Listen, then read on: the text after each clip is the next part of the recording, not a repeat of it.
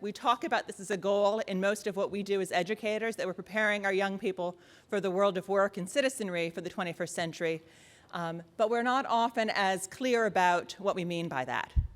And so this morning is about continuing to drill down toward that goal of beginning to get clear about some of those definitions. But we certainly want to start or continue the conversation from this morning. So if you think about this as an hourglass, what we heard a little bit about this morning, or actually quite a bit, was the role that digitalization or automation, to a lesser extent globalization, and certainly how new information and communication technologies are changing how work is performed, organized, and the kinds of employees that business and industry are looking for. We know these changes are particularly creating new demands for a skilled workforce. We're trying to understand what those skills are, and certainly we understand that related to that, there are some real shortages, or at least perceived shortages, in terms of the skills or mismatches, right? What our young people are trained for, what they're getting either out of high school or post-secondary education may in fact be in contradiction or at least not fulfill the needs of industry.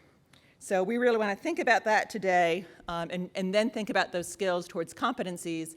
I tend to frame them in three big bins for myself, that there is all the work that has to happen around core academics, right? Applied learning in terms of literacy, mathematics. Then there's this second bin of what are the career technical skills that young people need to be successful. And then this third bin, again, the yet to be named employability skills, success skills, soft skills, power standards, insert favorite term of art here, right?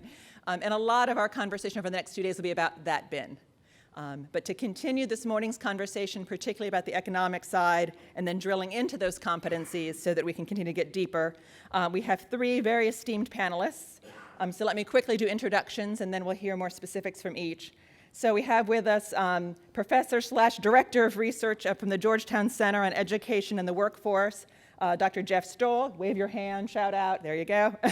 He's been doing some incredible work on education, labor market outcomes, supply and demand issues in the workforce, and some work on competencies. Sitting next to him is Dr. David Steiner. Ooh, I like the wave, there we go. Executive Director for the Institute for Education Policy and a professor at Johns Hopkins University. He's also a former dean, a former state commissioner in New York. You've got a lot of former titles. You've been kicked out a lot of places, huh? Great future behind me. And he has a good sense of humor.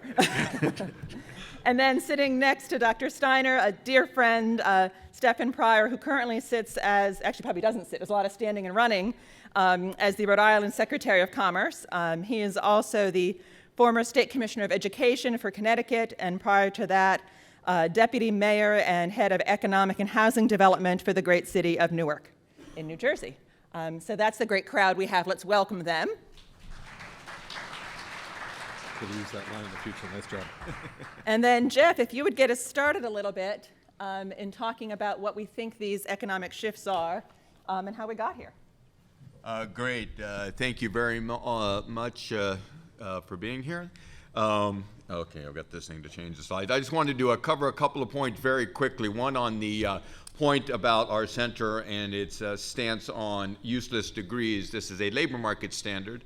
There are degrees that lead you into poverty, and we think that people need to know that. There's many other values that can associate to them, but they don't give you economic self-sufficiency.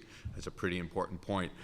Secondly, I'm really excited to be here. I'm learning a lot, and it's like thoughts all over the place, but one that I want to touch on that John raised that really underlines the importance of the work you're doing as he spoke about the 20% running away from the 80%.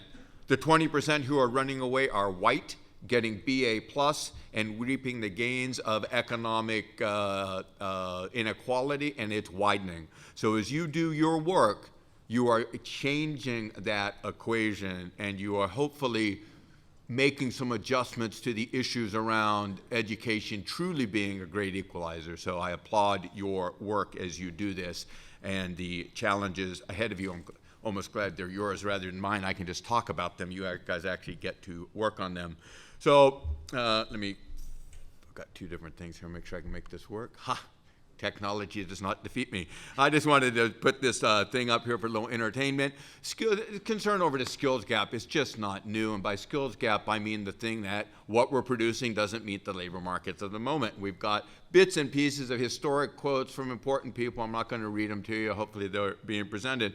But this goes on and on and on. So we always have this problem about what we produce in school meeting labor market needs. The nature of it is changing, but it's an underlying problem of which I term as a sort of a time dysfunction. When people make an enrollment decision, they're in high school, they enter into the labor market 4 to 6 years later, the labor market changes.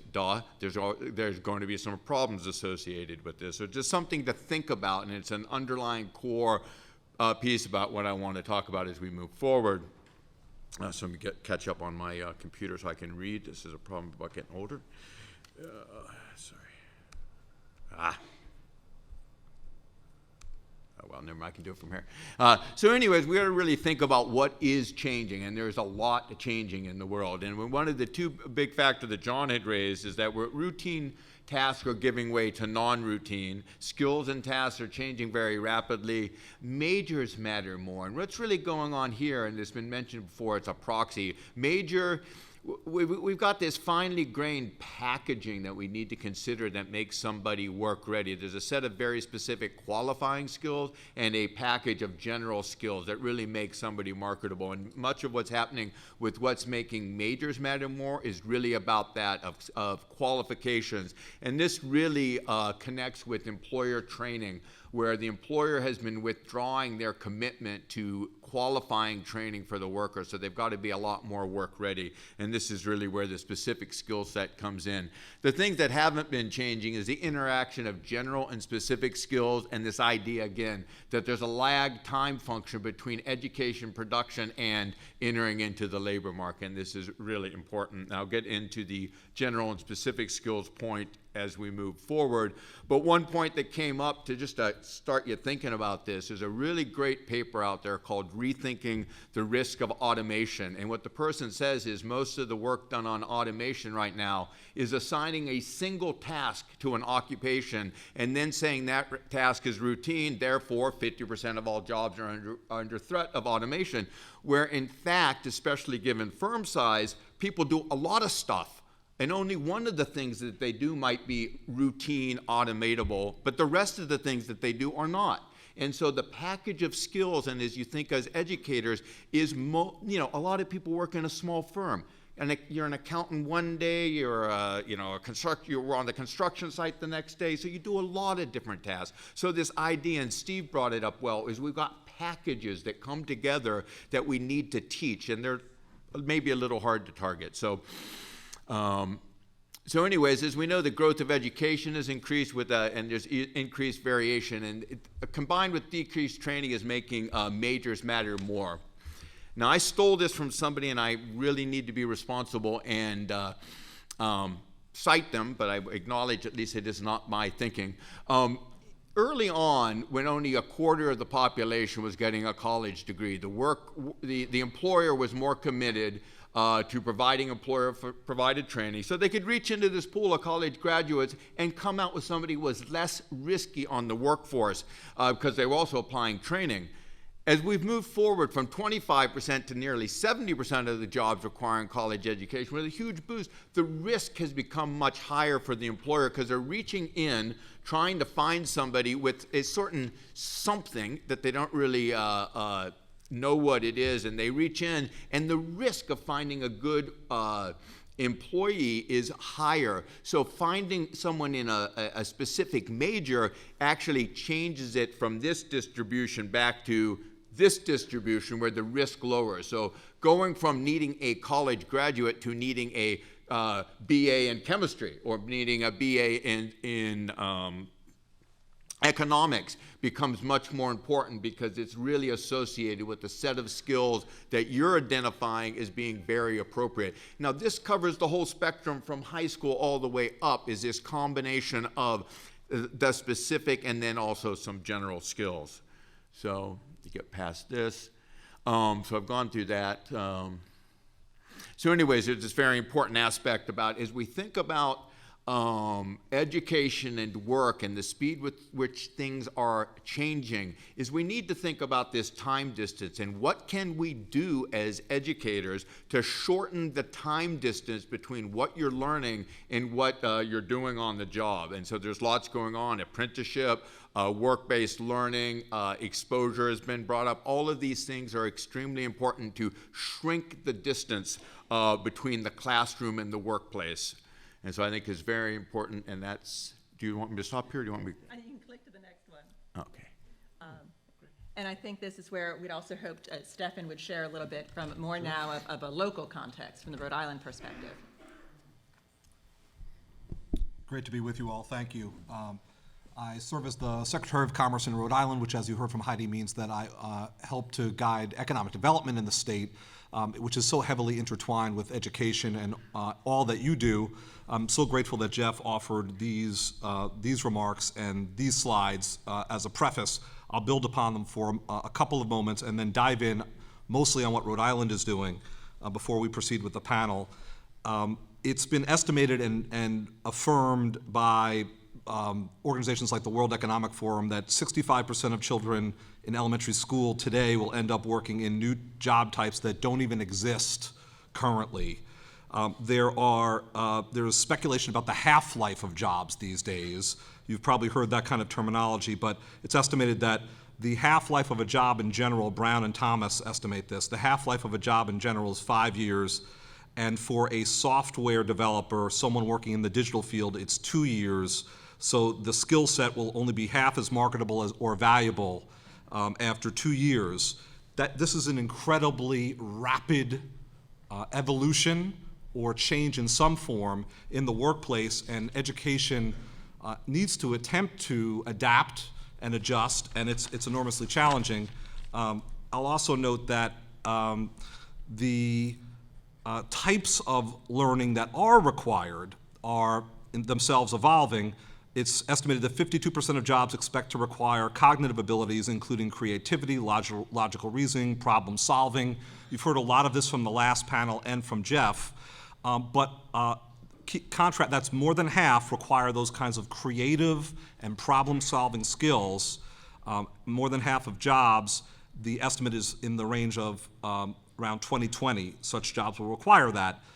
One constant does exist among the jobs of the near future, and that's that 44% of jobs are estimated to require technical skills today and still require them as we approach 2020 and beyond. So you have this amalgam of evolving workplaces where the precise skills are changing, where more creative thinking and problem solving is required, and technical skills are the relative constant. So what in a place like Rhode Island do we do about that? So I'm actually going to skip a lot of this because we've seen it in a bunch of places. So Rhode Island is home to some large employers that are themselves undergoing major changes. So CVS Health, the major pharmacy company, is headquartered in Woonsocket, Rhode Island. And CVS, as you may have seen in the news recently, is aiming to acquire Aetna, an incredible turn of events that a decade ago would have been inconceivable. The healthcare market is compressing in this way that a pharmacy company is purchasing, for lack of better terminology, an insurer and becoming perhaps the third largest corporation in the United States of America. Their goal is to make those minute clinics that you may have encountered in a CVS pharmacy more all-purpose, where the services provided by an insurer with the full gamut of such services are incorporated and woven in, and price advantages exist throughout the pharmacy system and the insurance system because of the larger entity and its competitiveness. So we have CVS in Rhode Island, and what is CVS saying to us? They need to find ever more analytical and technical skills. They need to find those kinds of creative problem-solving skills. They need more on-the-job training, where young people and young professionals emerging from their educational pipelines are the lifelong learners that you all aspire to create. They're creating more earn and learn apprenticeship programs to supplement the skills that that young people have or young professionals have when they enter the workplace. General Dynamics Electric Boat, altogether different employer, also based in Rhode Island, co-located in Rhode Island and Connecticut. They help to build America's submarine fleet. The kind of technologies required there are certainly digital, also the more traditional sciences regarding welding and shipbuilding. Electric Boat, likewise, is talking about the need for more creative problem-solving skills and the like. They're also talking about accountability and reliability being extremely important in the context of manufacturing, teamwork, and leadership capacity. They have come to the state, our state administration, and said, look, the underwater fleet is increasing, not decreasing in the United States. We're going to see a much more demand if we play our cards right, we, General Dynamics, the employer and the producer of these submarines. But in order to keep pace, the limiting factor is available talent. And our ability to prove to the United States military that we can get the job done is all based upon whether there are these talent pipelines with the aforementioned skills. So, omitting an awful lot about the environment in Rhode Island, but having given you a taste of what the needs are, what are we doing about it? I'll give brief summaries now and hope with Heidi's facilitation to return to some of these points later. So we are starting to rethink high school. And we're thinking about what our high schools can do to relate to the larger employers, and for that matter, all employers in the Rhode Island environment and their skill needs and their talent needs. So one of the models that we have imported to Rhode Island is P-TECH. You may have encountered this idea. It was started through a collaboration between public schools in Brooklyn, New York, and IBM. P-TECH conceives of itself as an academy within a school where students at the high school level opt in for intensive core skill building in the 9th and 10th grades, and then move on in the 11th and 12th grades to a more skill-focused curriculum with creative problem solving and more practicum-like environments where there's more hands-on learning and more applied learning, connected specifically to partner employers that are named employers in the region of the given high school. And there's, very importantly, simultaneously, in tandem, a partnership with the community college system. So young people graduate in the 12th grade, or for that matter, 13th or 14th grade, with a free associate's degree from the Community College of Rhode Island, and the entire curriculum and educational program is synchronized and coordinated among the educators at the high school, the community college faculty, and the partner employers. So that's one of the ways in which we're starting to get this done. Who are some of the partner employers who've stepped up in our first half dozen high schools across the state who are seeking this kind of connection to our public high school system? You guessed it, CVS is one, and General Dynamic Electric Boats is another, and we have a series of other employers who've stepped up across those half dozen high schools on a preliminary basis. Ultra fast, other things that we're doing to keep pace with the economy and provide this kind of employer pipeline of talent that we need. Wavemaker Fellowship. We're seeking to keep our unfair share of talent who do ultimately graduate from our colleges and universities, especially in STEM fields and in the design field. Rhode Island is preeminent with the Rhode Island School of Design and some of our other universities in the field of design, and it helps us with a number of our employers. So we've created what we believe to be one of the first in the country loan repayment programs from the state for young people graduating from colleges or universities, either in Rhode Island or Rhode Islanders returning to Rhode Island. We will help to repay their college loans if they are in STEM fields or design fields going into STEM jobs and design jobs.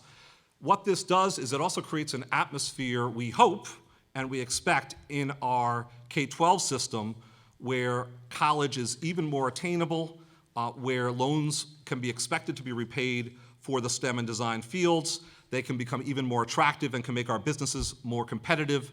Everyone benefits. And this is coupled with, if you continue moving to the right, the Rhode Island Promise Scholarship Program.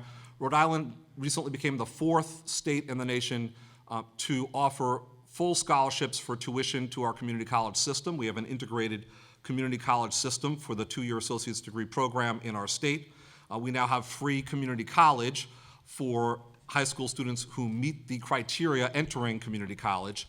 All of this creates the potential for interweaving a system that makes sense from high school through to community college and preceding high school with the expectation and aspirations that young people should have. And that leads me to computer science for Rhode Island, CS4RI. Rhode Island is another first, we believe. Rhode Island is becoming the first state to make it to the finish line on having computer science educational programming in every school and in every grade throughout the statewide system K-12. We're already well beyond 80% of coverage throughout our schools in Rhode Island. We're doing that in partnership with a number of players, including Microsoft on the one hand and some community educational partners on the other. Very popular program in our state. And I will conclude on this slide to note that I think if you remember what I said about the fact that there's a lot of variability in the employment market and among the needs, the skills that talent must demonstrate, but a constant is that technical skills are required. So computer science is one of those elements that one way or another we ought to work into the curriculum and to the educational programming.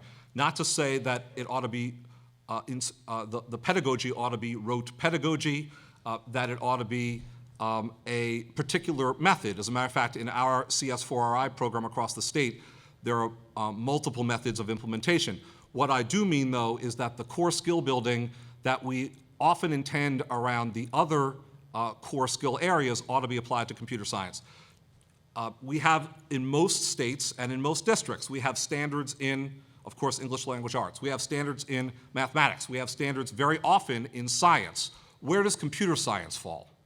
Very often, nowhere. Not quite mathematics, not quite science, not included in ELA.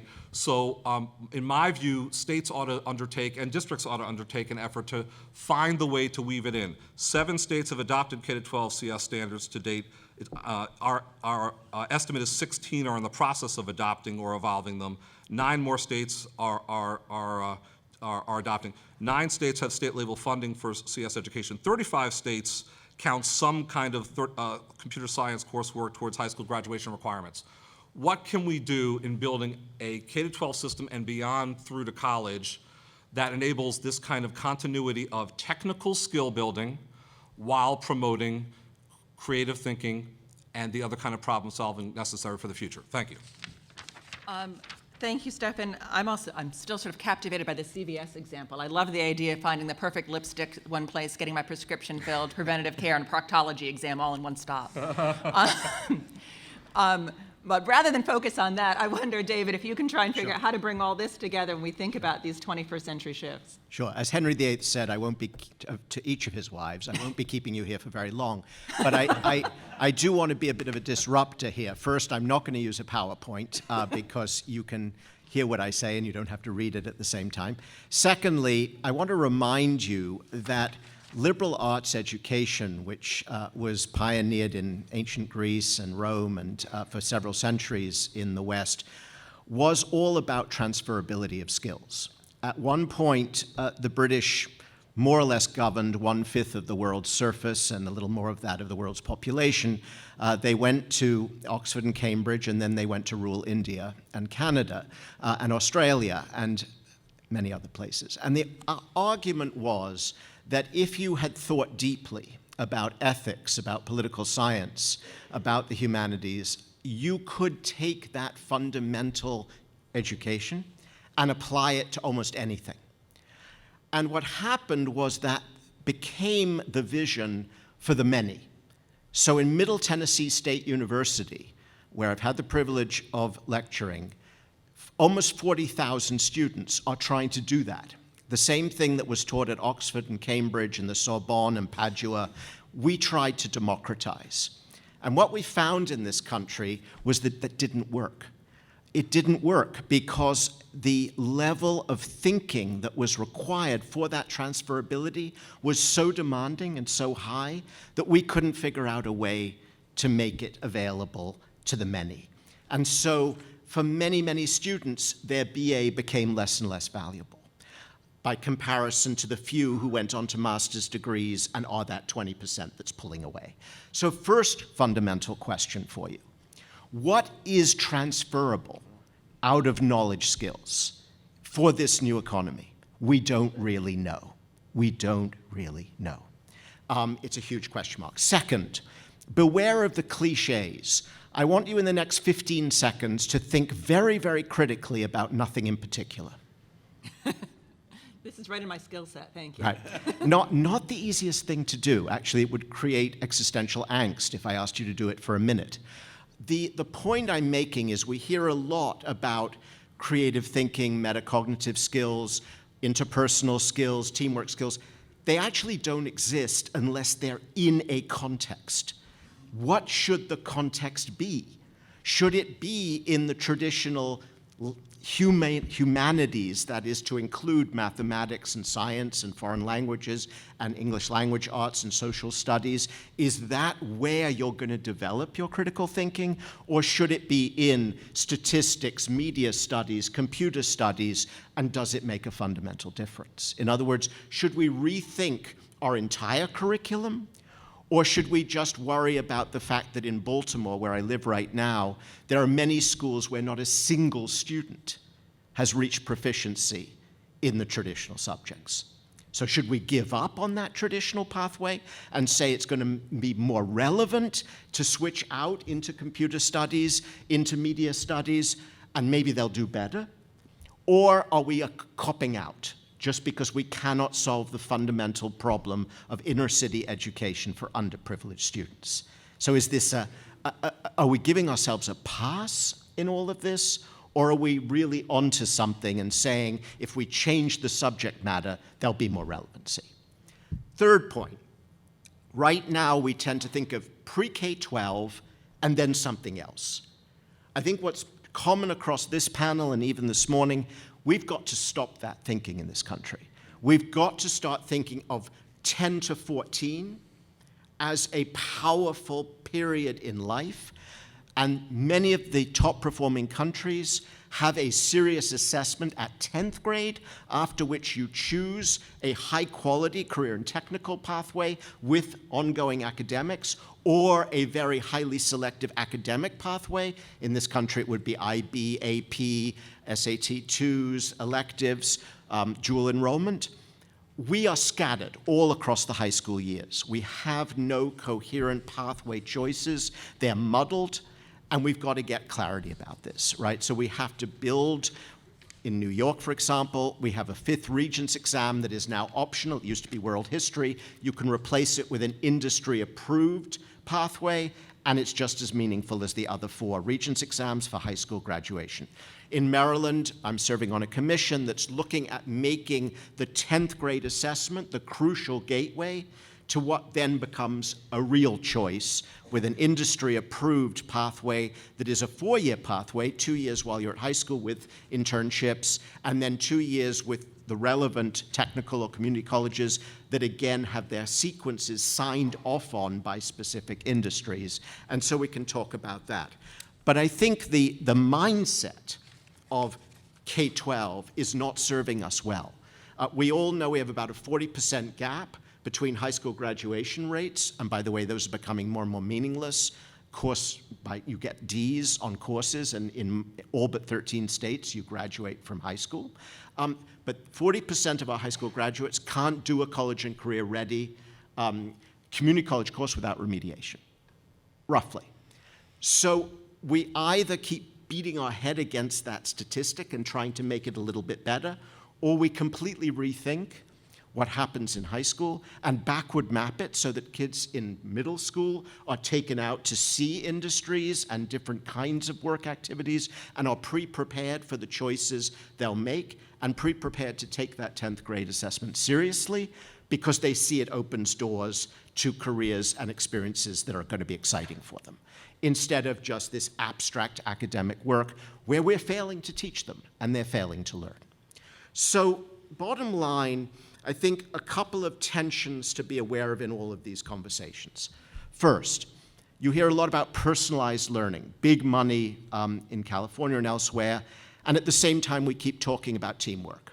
How do those two things go together? How are we at the same time going to take this down to the unit of the individual and their pathway, right, versus this wondrous teamwork that all these new industries seem to require? That's the first tension.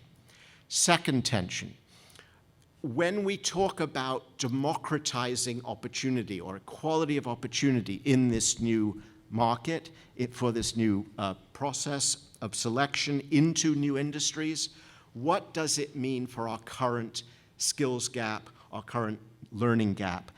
Do we have to rethink pre-K to 10 in fundamental ways with different subject matter, or do we just have to get better at it, and no excuses, so that our students can take meaningful choices at 10th grade in terms of what they then do?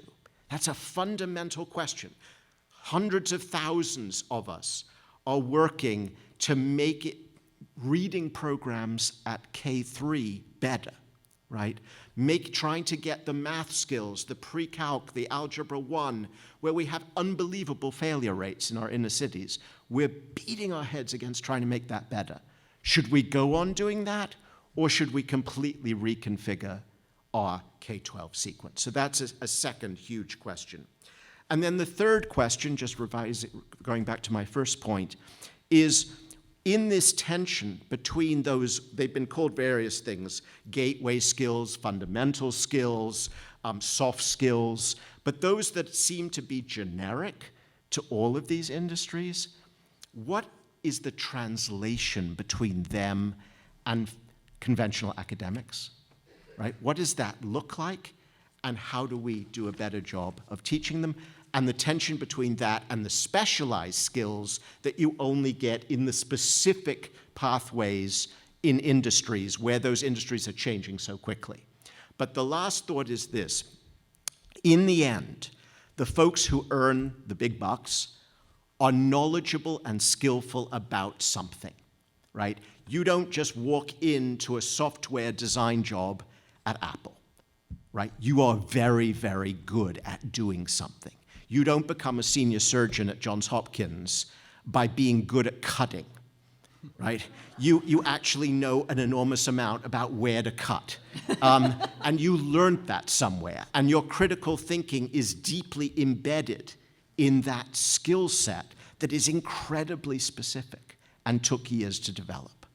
So be careful of sort of the cliche stuff about, a boot camp gets you everywhere. It may get you somewhere, but it doesn't get you to being a surgeon at Johns Hopkins. So a little bit careful, and a final point. If we had this conference about 15 years ago, the enormous subject of the day was Howard Gardner's multiple intelligences, right? If you didn't educate for those 8, or was it 8.5 intelligences, you were considered a Luddite. You were considered unbelievably old-fashioned, right? I mean, if you didn't use kinetic education for the kinetically skilled and visual. I have now been in more education conferences than I care to imagine.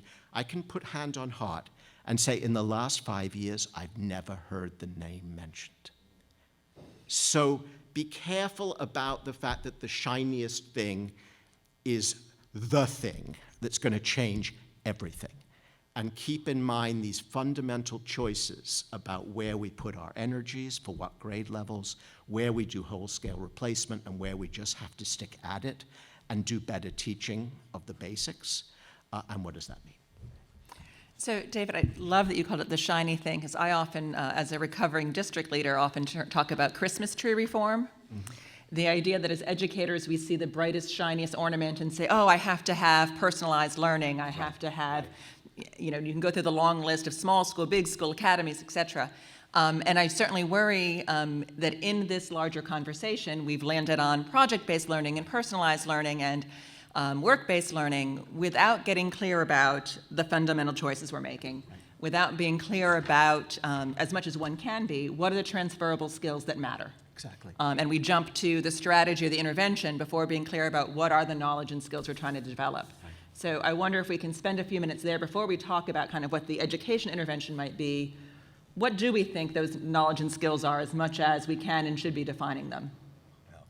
I was very excited by David's presentation. I think that the whole idea of transferability of skill sets from the education perspective is critical, and it's the underlying what I meant by when I mentioned general and specific skills. So I'm going to start in place. College and career ready for high school is ridiculous, absolutely freaking ridiculous. It's got to be college ready. I'm sorry. If you're going to give somebody a career out of high school, you're putting them into poverty, especially if they're women. Only 1 out of 3 high school jobs gives you family-sustaining earnings, and they're only for men, full stop, end of story. We got to be a K-14 model, or as you've pointed out, rethink how we actually do stuff.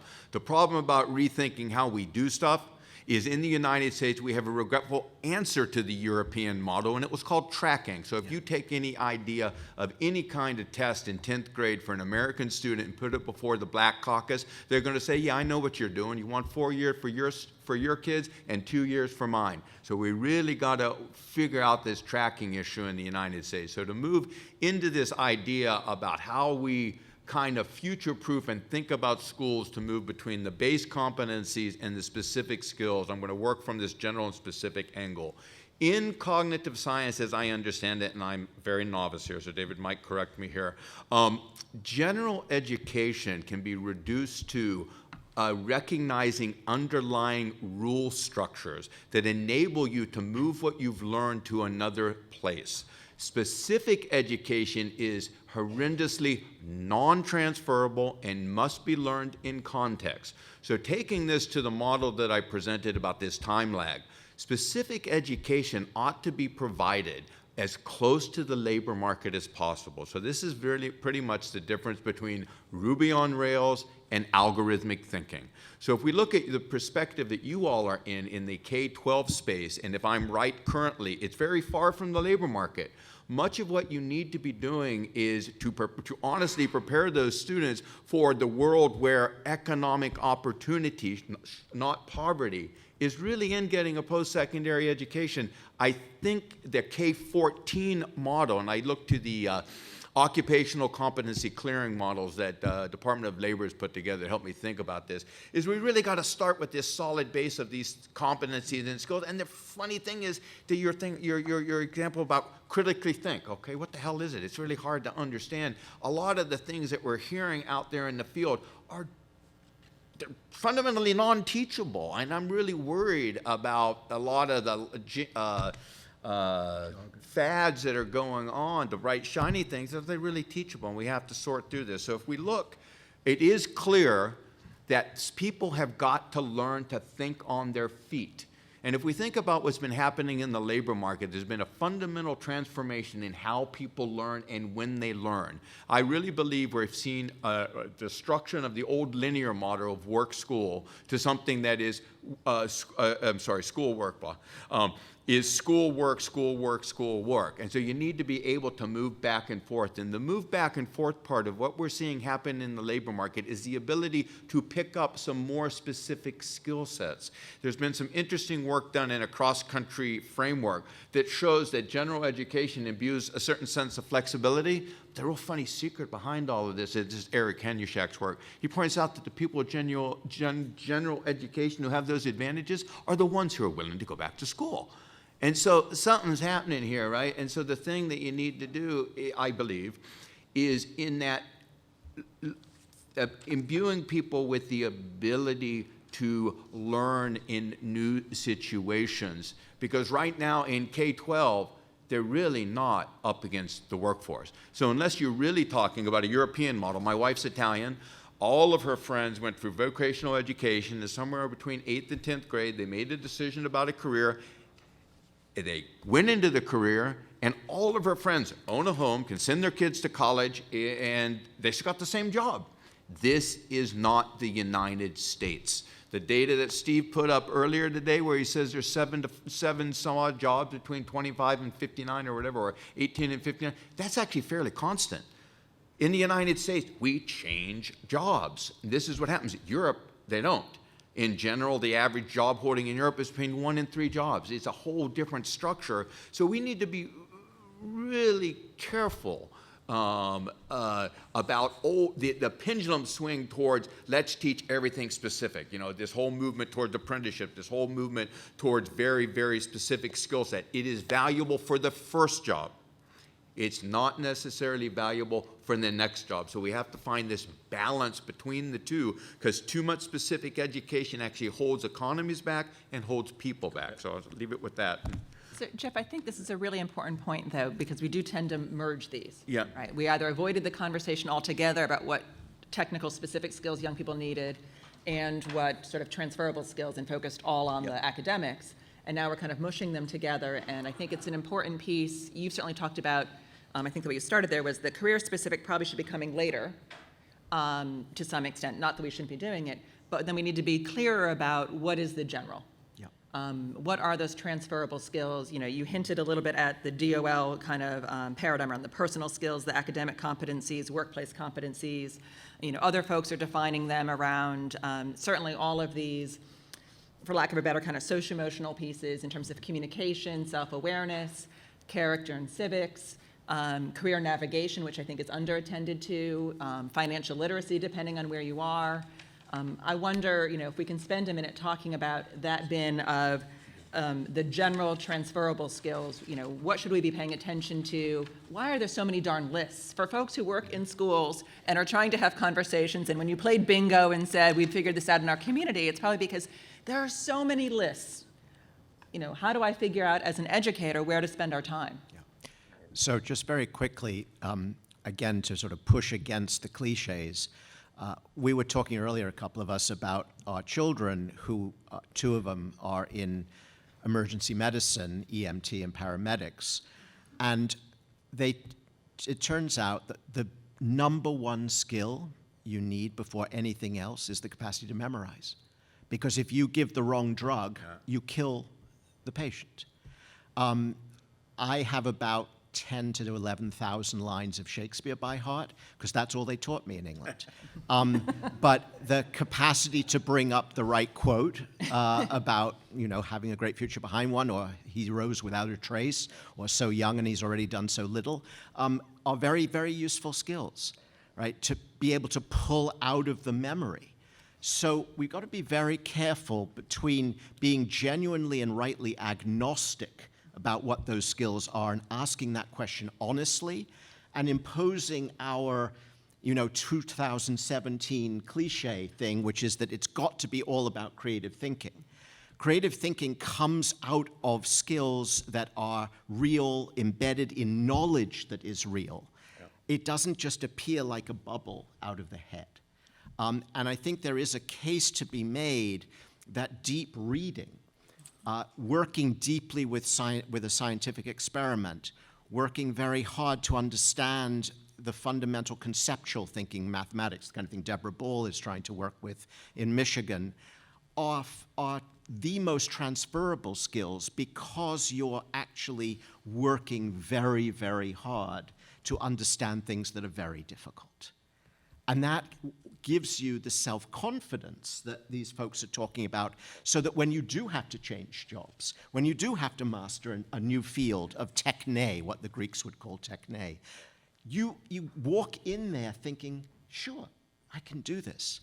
That self-confidence, which we sometimes mistake for grit, because that's more fashionable, right, turns out to be incredibly important. So just a plea for caution before you impose, again, the shiny silver bullets of the day onto a 23th century old question, which is, what do we actually have to know in order to succeed? So I'm going to let Stefan jump in here, but I'd also like the audience to think about if you have a question or two about this competencies question, what are knowledge and skills, and so I'll be right there. Stefan? I think one of the potential solutions around achieving specificity in what is taught and what is attained as knowledge by our young people is these real partnerships with businesses in a school context. But I also think that there are severe risks associated with that method. So I want to dive in on that a little bit. So what do we mean by creative thinking and problem solving and applied learning and all of the other terminology that we attach. That's, I think, a common theme on this panel, and very, very right. Well, in the Rhode Island context, CVS means some things that are specific. Electric Boat does. We have a cyber-related set of partnerships for a high school. We have a manufacturing-related set of partnerships. Health careers. Different things across those partnerships, and they may be what those things mean, those instances, for those young people who wish to stay in their most local environment, which isn't everyone.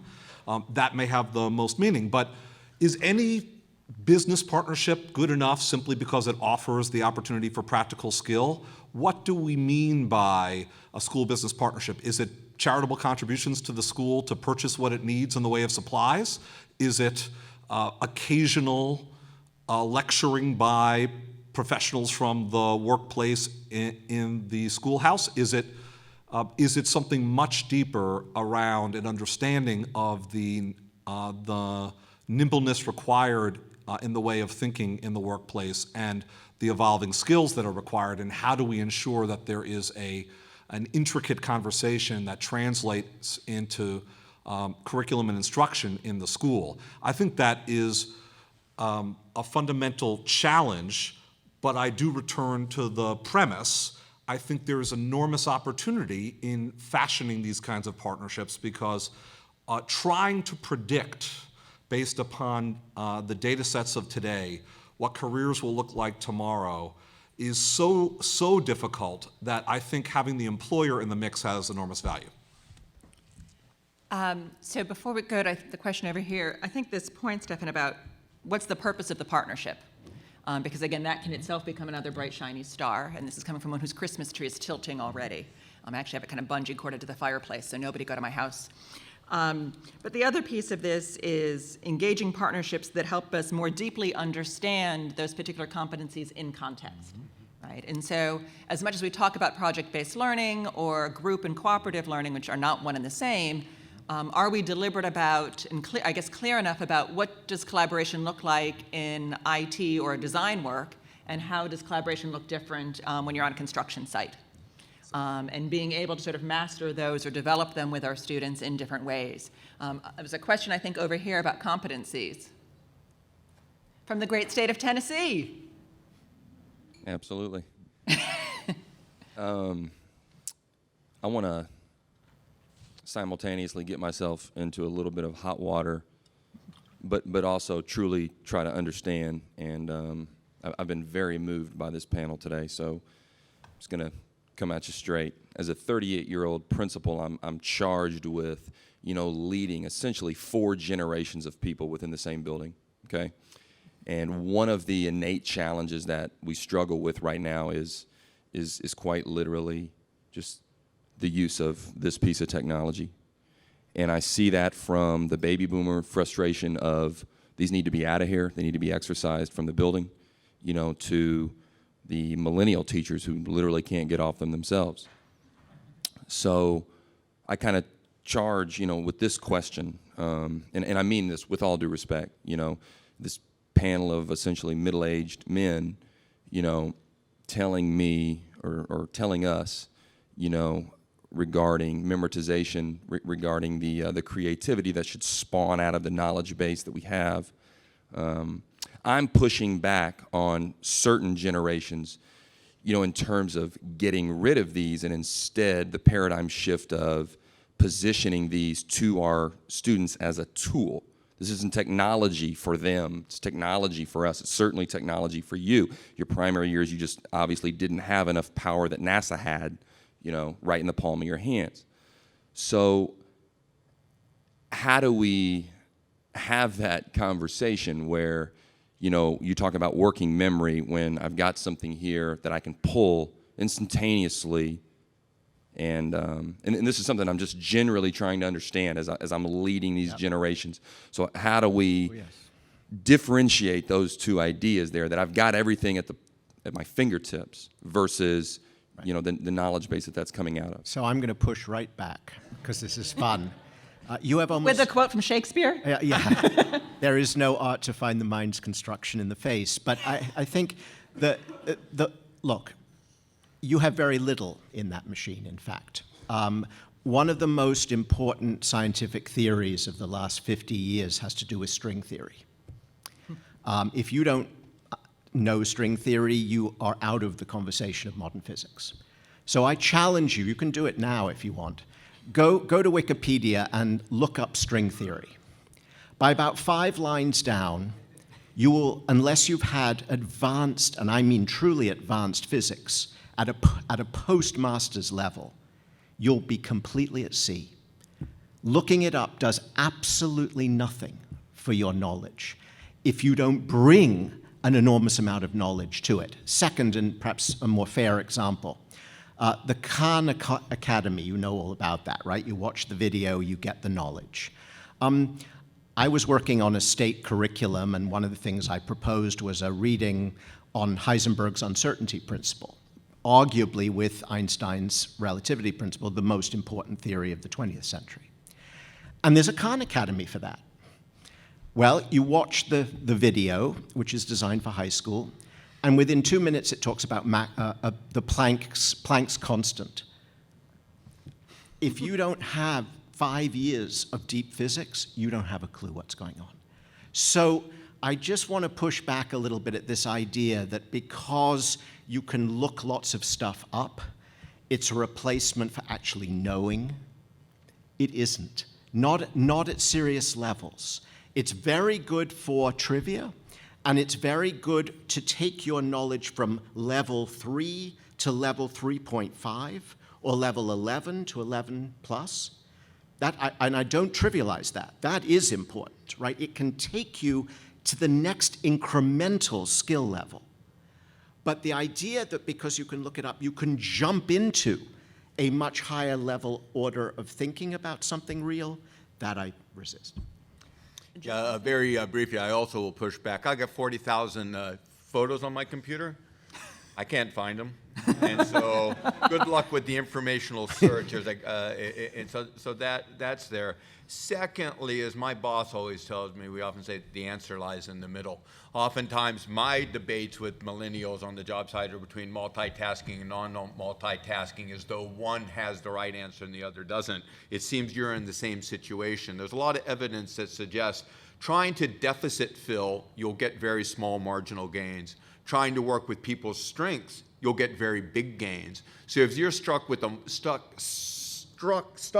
a multi-generational workforce, each of them has strengths and deficits. So rather than trying to force the smartphone onto the person who has no strengths, look to them for the strengths they have as a teacher who has a different kind of understanding about interaction with human beings. Because all I understand right now about teaching is 2-dimensional learning is vastly inferior to the 3-dimensional learning. And so maybe those people who work with paper and book and pen and et cetera actually have something that you're missing as you're kind of between the 2 generations at 38, right? So you're half and half.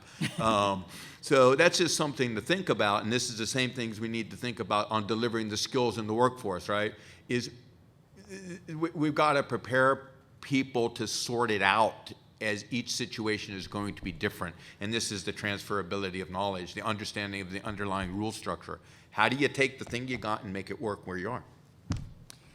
If I can, I'm curious, particularly from folks outside of the U.S. I know certainly, folks in Louisiana, others here in the U.S., we're spending a lot of time trying to define these competencies and figure out how to explore and develop them. Is this an academic conversation? I mean, for those in South Korea, Germany, Canada, et cetera, have you guys already figured out what you're focused on? Where is the conversation abroad on this space? Yeah. There's a microphone behind you. Sorry. Well, I'm not from one of these countries. I'm from Denmark. And we have for many, many years had in our school system project-based learning, et cetera, focusing on social skills. And in fact, because we have only had moderate advance in the PISA measurement, there's much more focus now and discussion now around the underpinning knowledge actually to be able to understand and learn recently I was in a very interesting Google roundtable discussion, and one of the an economic professor, stood up and argued, well, now we have the mobile or the computer, so we can just find anything we need to know. And interestingly enough, one of the senior developers at Google Brain argued, like you did before, no, you cannot, because you can only search and find if you have the underlying ground to search. So I think it's, for me anyway, a very interesting discussion. Tomorrow we are discussing a little bit more about apprenticeship. One of my worries about apprenticeship is if you really look at it, then you were skilled worker at the time you could emulate and copy what your master did. But is that sufficient? Thank you for sharing. I see another hand over here.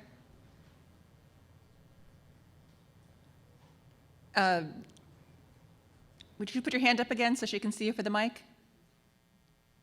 Oh, ma'am, were you trying to get in? Yes. No. I'm not from a foreign country, but is it okay if I? Of course. I think we'll allow that. I was just going to say, it's such a compelling conversation. And I heard you say it on the end, kids, it's just a disservice to them if they go straight from high school into the world of work. But I do think we have to wrap our mind around how things are dramatically changing. And apprenticeship, I can see how that might be scary because, technology is changing. And information, when you look at something, you may not have that instant depth of knowledge, but I do think that the technology that kids are exposed to, they're not having to go back to the beginning of the same thoughtfulness that string theory might require, because now we have visualizations and simulations that get us there faster. And so our kids are able to understand things faster than maybe we thought they were able to do before, and then build on that. And I also, from kids that I know that are in the workforce right now, I am really thinking, that employers are going to think differently about the 4-year degree and the amount of tremendous time and knowledge it takes to get understandings of physics and things like that. I know a young boy who is studying in the field of dosimetry right out of high school. He didn't have money, didn't want to get into debt for the 4 years that it would take for him to get a medical, he wanted to go into medicine. And the technology that he's exposed to when he defines his learning to me, it's tremendous. And the rate at which he's able to understand these different types of machines, and dosimetry, by the way, is a cancer treatment and it uses modern technology for people with a certain type of cancer. And it's amazing to me, he wants to go on with that. He wants to get a job right away, but then he doesn't plan on stopping his education. He wants to move forward while he's working, so his life will look dramatically different than what we would have thought of as, oh, you have to go get your 4-year degree, you have to get your medical, then go to medical school, then get 2 more years of learning and internships, and then you'll be a doctor. So I just think that the world is, and even the way we communicate globally, it's going to bring about different opportunities for us as we think about how we live in the world. So that was my comment. A lot there to unpack, and not a small point, this last one too, about even the extent to which our young people know the range of professions in a particular sector, and the extent to which our educators do, right? So we talk about health sciences, and most of us can name 3 professions: doctor, nurse, and the other one, maybe EMT, maybe tech, but the extent to which we actually know what those careers would be and what the skills are as part of them. So I know that wasn't the core of what you're saying, but I think that's another big piece of competencies, understanding navigation. Stefan, you wanted in on this too? I did. I think the theme here has multiple dimensions, but one of them is, are we placing too much emphasis on what can happen immediately after high school? Mm-hmm. What does it mean to honor and include higher education in the spectrum of education that's expected at this point? And the questioner, I think, offered some great perspective there. One of the things I did want to say was, I don't think we should glorify the boot camp, and David correctly referenced that much earlier in his remarks, as a panacea or as an equivalent of proper higher education. I think we ought to be very careful about that. I do think that we need to look at the world as it is, try to achieve greater equity as things stand, and aspire for the ideal. And I do think there's opportunity in the modern economy as a result. And what I mean by that is this. I think to the extent that we can stitch community college education into the K-12 system as an expectation, and in fact as an extension that's seamless, we'll get more young people into the workplace who might not otherwise have attained any higher ed. I also think that there are opportunities for our graduates of high school, and for that matter of college, who don't seek technical degrees, but might be digital natives, digitally inclined, holding those handheld devices and enormously nimble with them, who could easily adapt to the workplace that is digital. Mark Zuckerberg's brother is helping, as I imagine the Zuckerberg family is very well positioned to do, helping with the philanthropy of the Facebook empire. And he commented recently that every company is an IT company today. It's not just about the IT division of large companies, it's not just about tech startups. Every company is digital. So if we can prepare young people, taking the world as it is, through shorter term, fully sufficient training, building upon even a more liberal arts-oriented education, building upon even more abruptly ended education that hasn't extended into higher ed, I think we may achieve greater equity, and there are opportunities for young people today. Very quickly, I want to be clear. Our current system, where inner city community colleges graduate 9% of their students, right, is broken. It's totally broken. All we're giving them in some cases is debt, right, and wasted time, wasted opportunity time. So nothing I've said suggests that a better model isn't vitally needed. We absolutely have to have an opportunity in community colleges. In other countries, they're called technical colleges, which I think is a better name for them, sitting down with industries, sitting down with the K-12 system to work out articulated, granular pathways that make sense, and that are competency-based, and that issue into entry-level positions that industries have signed off on, right? We recently got statistics from Maryland. An unbelievable percentage of 25-year-olds in Maryland have no credential whatsoever. Not a BA, not an AA, not an industry-approved piece of paper that means anything, right? So the question I have is not, let's get a lot smarter about doing the kinds of things that Stefan's doing in Connecticut, right? I mean, Rhode Island, they have to be done.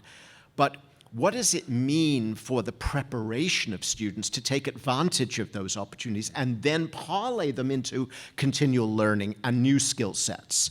And my point goes to, if you will, the pre-K-10 element here, and our enormous failures there. And my worry that in thinking about some of the newfangled instruments of personalized learning and so forth and so on, we lose sight of the fact that if you've had no real education, right, until you're in 10th grade, it's unlikely that you're going to be able to take that very granular apprenticeship experience and parlay it into 7 new jobs, right, and 7 new kinds of thinking. Very briefly, I'm not I haven't drunken the BA Kool-Aid. I think there's a lot of ways for people to get there. But if you're going to roll the dice for somebody, a high school education doesn't do it. Apprenticeship falls very short. We only graduate 79,000 apprentices into the market out of 3.2 million high school students, so it doesn't do a very good job of coverage.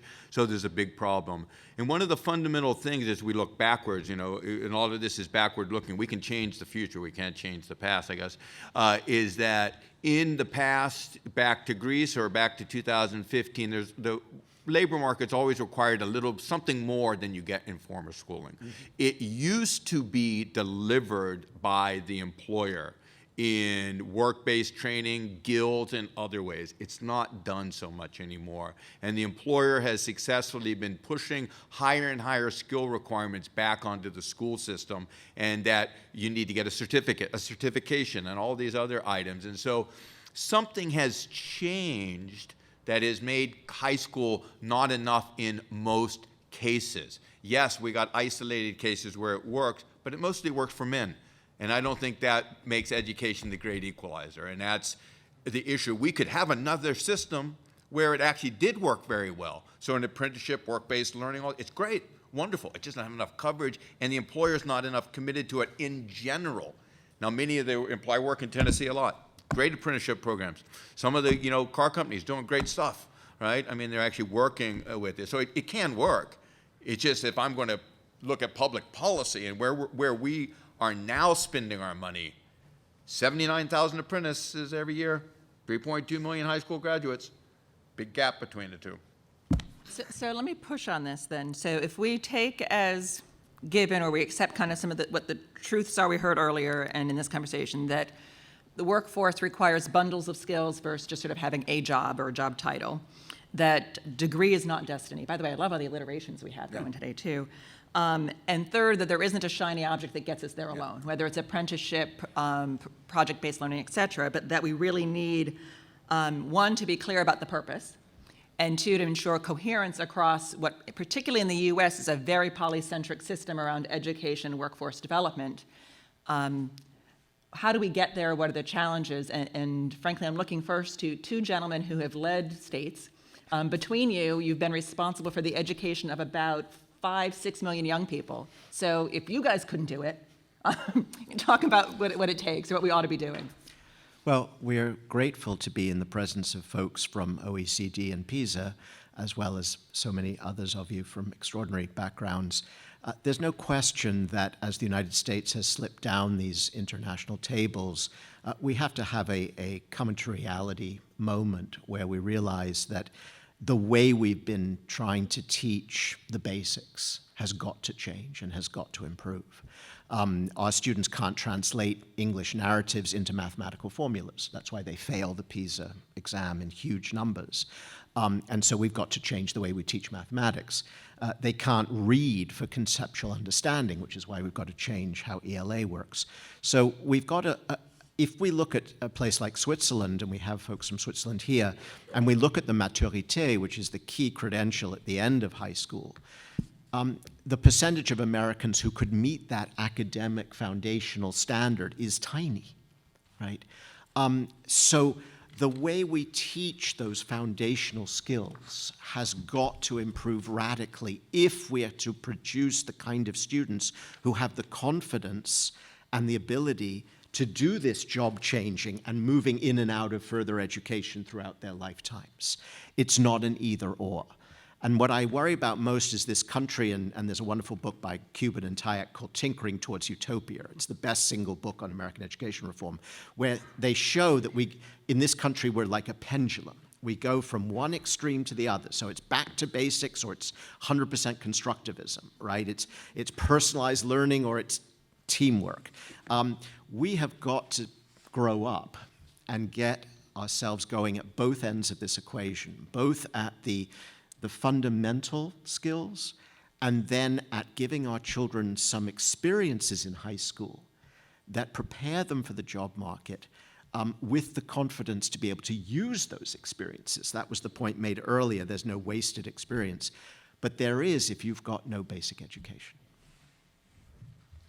I think that's a fantastic synopsis, and I would simply add once again from the field in Rhode Island, in our high school academies that are affiliated with this P-TECH model, one of the things that we have insisted upon and that the P-TECH progenitors have, I believe, consistently emphasized is the earliest high school grades are devoted to core skill building. There's no substitute for ensuring that literacy and numeracy and the accompanying core skills are built out in the proper manner, and that once that platform is built, then we can offer career exposure, internships, externships, mentorship, and all of the elements of career connection that may create a line of sight to a future that will motivate students, and also the practical experience that will provide the context for learning and help people be prepared for the real workplaces. I think those two must exist together, right. But also there's an element of, while together, that they are sequenced in that building and in a young person's experience. So I think that was terrifically said. I would add as well to that, I think, when we say early core skills building, we start to think beyond core is not just core academics, but also some of these success skills. That if we expect young people to be skilled at collaboration in the workplace, we have to be deliberate about how we teach sharing at kindergarten. And how that becomes collaboration in middle grades, and how that becomes conflict management in high school. As long as they learn to read. As long as, not in lieu of learning to read or learning to solve challenging math problems. Though some days I would be happy with the people who could share pretty nicely. And in the same way, thinking about character development as part of a continuum and not something that suddenly happens either in a civics education course later on or a character ed speaker series. And likewise, learning about other careers and professionals in those careers, that it's not just a site visit that happens at one point in time, but that we are, again, learning in context about these things over a continuum of development. I wonder if there's any last thoughts from the audience or questions before we break. I see one right up here. Good, right by the mic. That was well planned. And remind us where you're from. I'm Fred Walsh. I'm from New York City. Go Yankees. I'm here. I oversee 46 high schools in New York City. Kevin Froner was generous enough to invite me. He runs an early college high school. We're talking a lot about students and what they'll need to be prepared for life after high school. The implications to me are profound on the teachers. We're not talking a lot about staffing. And I'm just wondering from my colleagues from around the world, my understanding is you treat teachers differently than we do here in this country. I don't know if anyone brave international representative wants to speak to that, but we don't pay our teachers enough. The profession is not necessarily held in high regard. And I just wanted to ask you all, how is it that you get the best and brightest to do all this sort of inspiring, innovative practice and experiential learning and project-based learning where we have such a hard time finding those amazing people? I'm just going to throw a statistic out to you. Finland pays their teachers $100K and gets from the top quartile of the college class. So big difference. It just points to actually it was the point I was going to raise. So as a UK citizen, I want to say, first of all, sorry. You can stop there. Because what we did was we shipped out an education model that was based on set a bunch of standards and just assess the hell out of the kids, and then on this kids' performance, assess the hell out of the teachers, and that's the problem. You don't make the pig fatter by measuring it more often, and I think that's what Finland is also.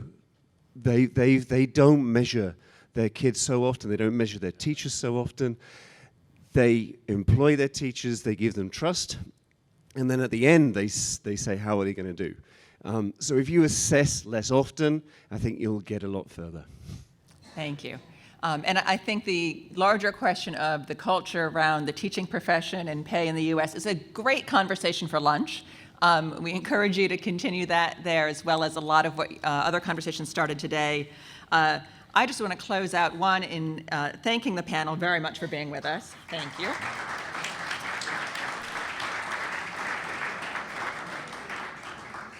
And also, as we go into future sessions, thinking about, I think, sort of three overarching themes here.